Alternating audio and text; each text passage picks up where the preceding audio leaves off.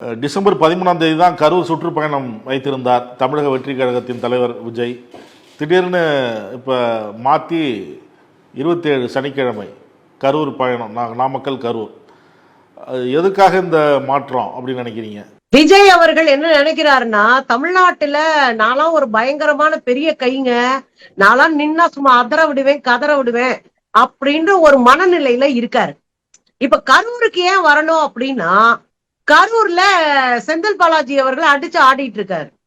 கரூர் பகுதி மட்டும் இல்ல, கொங்கு மண்டலத்தை முழுவதும் திமுகவினுடைய கோட்டையாக மாற்றுவதற்கான அடிப்படை வேலைகளை செந்தில் பாலாஜி அவர்கள் செஞ்சிட்டு இருக்காரு. இப்ப அவருக்கு இவர் டஃப் கொடுக்கிறாராம். எனக்கு என்ன ஒண்ணுமே புரியலங்க எனக்கு. நீங்க அரசியலை பற்றி ஆனாவனா தெரிந்தவர்கள் கூட இத பார்த்தா சிரிப்பாங்க. ஒரு தனிநபர் போய் நின்னுட்டு ஒரு காலகாலமாக நின்று அரசியலை அடிச்சு ஆடின ஒரு கட்சியினுடைய தொண்டர்கள், அவர்களுடைய 2ஆம் கட்ட தலைவர்கள், மந்திரியா இருந்தவங்க, இவங்களெல்லாம் ரொம்ப கிள்ளுக்கிற மாதிரி நினைக்கிற ஒரு சூழல் தான் இதை நம்ம பாக்குறோம்.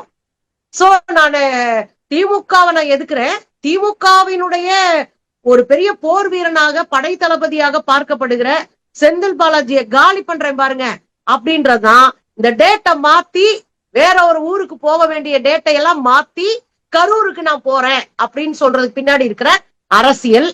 ஆனா இந்த அரசியல், இந்த பருப்பு அங்க வேகாது அப்படின்ற உண்மையை 2026ல விஜய் புரிஞ்சுப்பாரு. இல்ல எவ்வளவோ இடம் இருக்கு, கரெக்டா கரூருக்கு நான் உடனே போறேன் அப்படிங்கிறதுக்கு என்ன காரணம்? இல்ல அதுதாங்க, நீங்க இந்த கூட்டமே வந்துங்க ஒரு பெரிய சினிமாக்காரனை பாக்குறதுக்கு திரள்ற கூட்டம் தான்.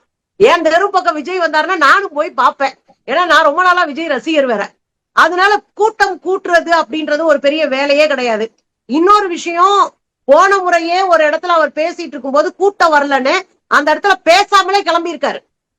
கூட்டம் இல்லைன்னு பேசாமலே கிளம்பியிருக்காரு.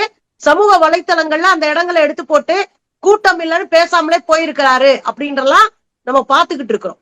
ஆனா இதுக்கு பின்னாடி இருக்கிற நோக்கம் என்ன அப்படின்னா, கரூர்ல என்ன அள்ளி தள்ளிடுவாங்களா? கரூர்ல ஏற்கனவே கட்சிகளே இல்லைங்க. கரூர்ல பாஜக இல்ல, பாஜக கட்சி உடைந்து அவங்க எல்லாம் திமுக கூட்டணியில திமுக வந்து சேர்ந்திருக்கிறாங்க.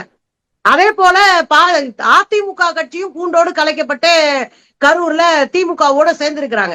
இப்ப அங்க கரூர்ல திமுக வலிமையான ஒரு அமைப்பா மாறி இருக்கு அப்படின்றத மறுக்கவே முடியாது.